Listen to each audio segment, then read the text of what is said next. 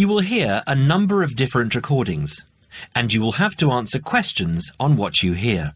There will be time for you to read the instructions and questions, and you will have a chance to check your work.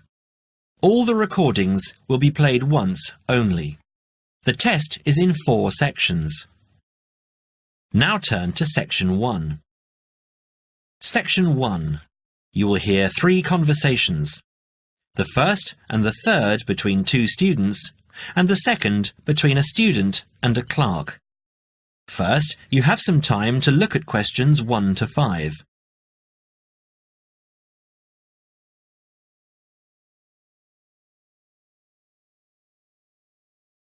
Now we shall begin. You should answer the questions as you listen, because you will not hear the recording a second time. Listen carefully and answer questions 1 to 5. Hi, it's Mike, isn't it? Yes, and you're... Phoebe. Phoebe, right. Where are you headed? I'm looking for the main hall. So am I. Are you going there to register for next year? Yes, I was told to go to administrations and fill in an application form. That's what I'm about to do. I went to information and they told me it was at the end of this corridor. Then we have to turn left and immediately right. That should lead us to the exit, where opposite we should find the entrance to ground level main hall. It's a big old red building. From there we need to go to the first level and then follow the signs. Apparently it's the second office opposite the foyer. It would be pretty hard to miss. That sounds easy. It shouldn't be too hard to find. Well, since we're both heading in that direction, let's go together. Hopefully it won't take too long. I haven't had anything to eat and I'm starving. Me too. Well, how about I go to the canteen and get us something while you make your way to the main hall? I'm sure there's going to be quite a wait. There always is. I can meet you there. Sounds like a good plan. What do you want me to get you? How about a chicken and salad roll and a drink? Okay. What if they don't have a chicken and salad roll? Anything similar, like ham and salad, or just plain salad and cheese.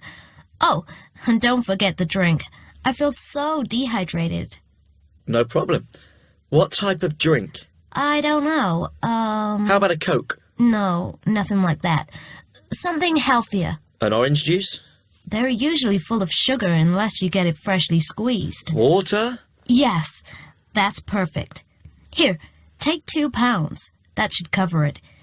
If it's more, I'll give it to you when you get back. I only have a 20, and you know that they get cranky if you give them large notes. Okay. See you in 5 minutes. Before you hear the second conversation, you have some time to look at questions 6 to 10.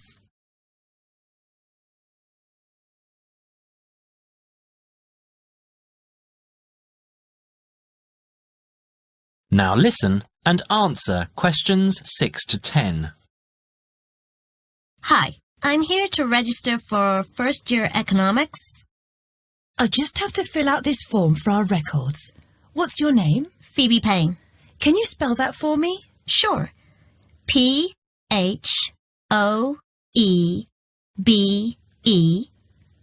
P-A-Y-N-E. Your address? 6 Wainwright Avenue. That's W-A-I-N-R-I-G-H-T,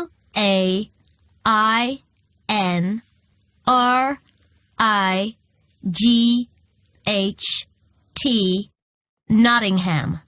Nottingham. And your phone number? It's not connected yet. I've just moved in. Okay. When you get your phone connected, contact us. I'll just make a note that your phone number is to be advised. I'll do that. What course were you doing? Law? No, economics. First year. First year economics. Yes, that's right. Okay. Take this card across to the economics department and get it stamped. And then you need to come back here to pay your fees. I've made an arrangement to pay in installments. Do you have any documentation verifying that? Yes, I have a statement from administration. Okay, when you return, we'll have a look at it. Thank you very much. Before you hear the next conversation, you have some time to look at questions 11 and 12.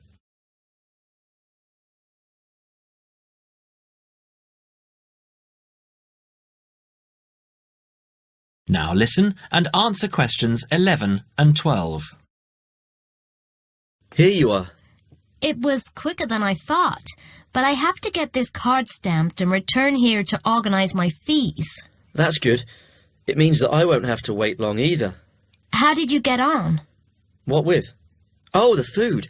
Well, there wasn't much left, so I got you a cheese and tomato sandwich and water. That's fine. Do I owe you any more? No, I need to give you back £3. But I only gave you 2. Oh, yeah. I thought you gave me a £5. OK, so we're square. So what do I have to do? Go to the desk and give your personal details. Then they'll give you a card that you need to take to your faculty. What's your major? Environmental science. Okay, so you'll have to take the card to the environmental science faculty and get the card stamped, return to administration in the main hall, and organize your fees. And that's it? Yes, that means you're registered. Then we receive a letter with the details of our course where we'll be informed to go to the notice board or online to find out when and where our lectures are. OK. Let's have this bite to eat first. That is the end of section 1. You now have half a minute to check your answers.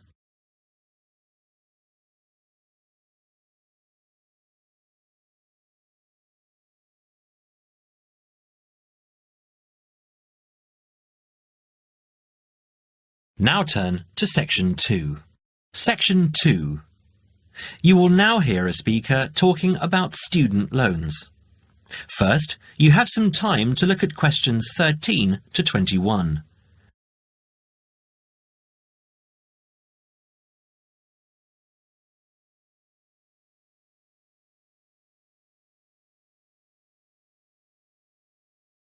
Now listen carefully and answer questions 13 to 21. Thanks for turning up today and welcome to this short talk on student loans. What you'll hear from me today are a few starting points, which should guide you in the right direction for what is suited for you. I'm assuming that most of you have an account at a bank or building society that you can draw funds from. These funds will either be your own or through a loan you may have with the bank. You may even have a credit card you can use. If you don't have a bank account, I suggest you open one with one of the major banks. It's the best option as you will find major banks have more outlets. Within the city and in close proximity to the university are HSBC in City Plaza, Barclays in Ragdale Square, National Westminster in Preston Park, and Halifax in Hope Street. At this stage, I just want to inform international students that not all the services available for resident students will be available to you. As international students, you need to provide documentation stating that you have funds available to see you through the duration of your study. Different banks have different policies, so search out the one that will benefit you the most. You will also need to provide a photocopy of your passport and certification of your enrolment in the university. The most common way of taking out a student loan is either through the university or through a banking institution. If you decide to go with the university, again, you need to supply certification of enrolment and passport if you're an international student, or if you're a resident, you will only need the enrolment details.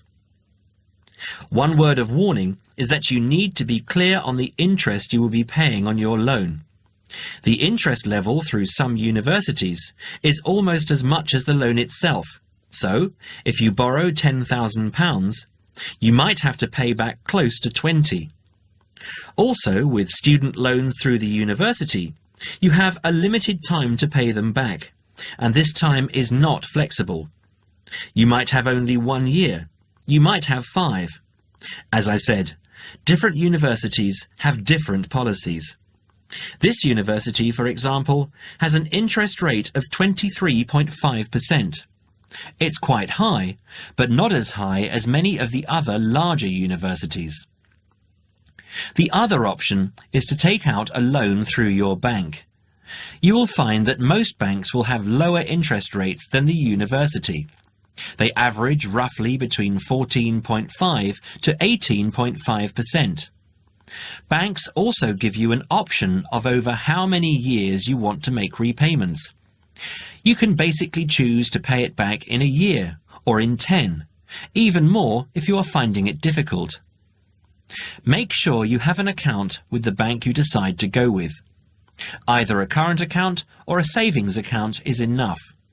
With either of these accounts, you can use your card to make withdrawals and deposits from automatic teller machines at any time, and make payments over the internet if you choose.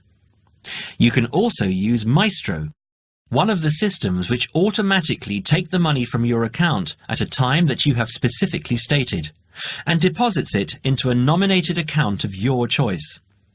You might decide to have £150 taken out each month, and each month this is what will happen. Also, check what fees apply with what services. Some services are free of charge, but they are few and far between. Okay, so that's all from me. If there are any questions related to what I've covered today, please raise your hand. That is the end of section 2. You now have half a minute to check your answers.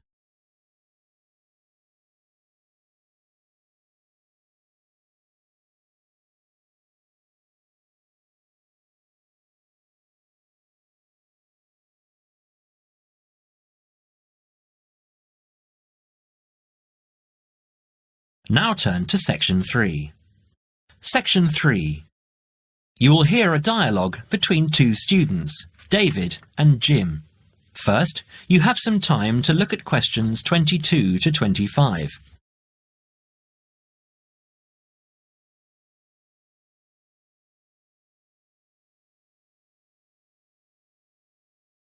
Now listen carefully and answer questions 22 to 25. Hi, Jim.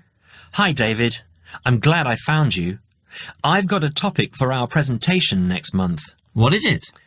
I thought it would be a good idea to talk about glass and how it's recycled. That doesn't sound very interesting. That's what I thought, but it is. Did you know that glass has been around since as early as 4000 BC, when glass was used in the Middle East as a glaze to decorate beads? Is it really that old? Yes, and by 1550 BC, coloured glass vessels were widespread and used for cooking and drinking. The earliest known clear glass is a vase found in Nineveh in Assyria, dated from around 800 BC, which is now in the British Museum here in London. You know, I think I've seen that. I was at the British Museum a couple of months ago with Lisa. We don't realise how valuable glass was. It wasn't used widely back then. Until the 18th and 19th centuries, glass was very expensive and was used for limited applications, such as stained glass windows for churches. Large-scale glass manufacturing began with the Industrial Revolution, with the mass production of glass containers beginning at the onset of the 20th century, and glass light bulb production automated in 1926. How expensive? I don't know. But nowadays glass is much less expensive and is taken for granted as a packaging material, in addition to its use in windows and other applications. Do you know what glass is made from? New glass is made from a mixture of 4 main ingredients: sand, soda ash, limestone and other additives. These additives include iron for colour, brown or green, chromium and cobalt for colour, green and blue respectively, lead to alter the refractive index, alumina for durability, and boron to improve the thermal options. Annually, total glass use in the UK is estimated at around 3.6 million tonnes. Before you hear the rest of the conversation, you have some time to look at questions 26 to 31.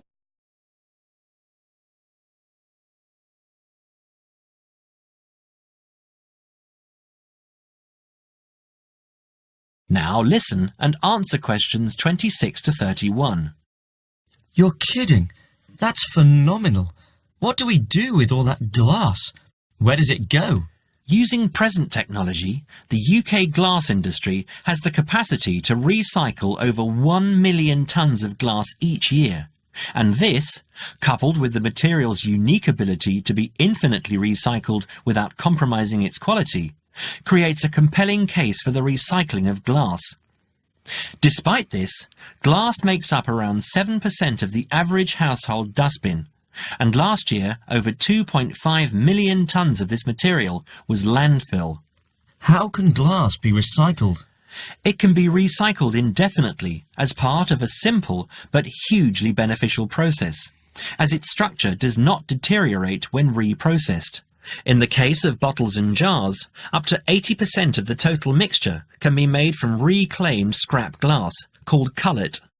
What's it called? Cullet. C-U-L-L-E-T. Cullet from a factory has a known composition and is recognised as domestic cullet. From bottle banks it is known as foreign, and its actual properties will not be known. Recycling 2 bottles saves enough energy to boil water for 5 cups of tea. You know, I wouldn't mind a cuppa now. Did you know that recycling reduces the demand for raw materials? There is no shortage of the materials used, but they do have to be quarried from our landscape, so from this point of view, there are environmental advantages to recovering and recycling glass. For every tonne of recycled glass used, 1.2 tonnes of raw materials are preserved. Recycling also reduces the amount of waste glass which needs to be used as landfill. I know. It's a social conscience we all need to have. Taking part in recycling the waste we produce makes us think about the effects we are having on our environment and enables us to contribute towards a greater level of sustainability. It's not all about economics, you know. I'm sure you're right, Jim. That is the end of section 3. You now have half a minute to check your answers.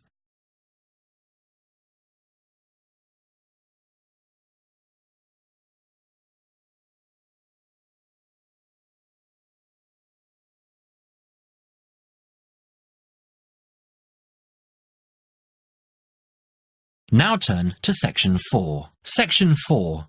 You will hear an orientation lecture on sports therapy. First, you have some time to look at questions 32 to 40.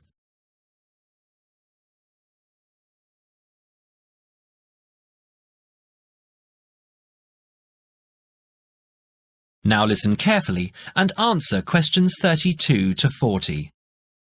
Good morning and welcome to the university's open day and to our lecture on sports therapy. There are 2 good reasons to be here.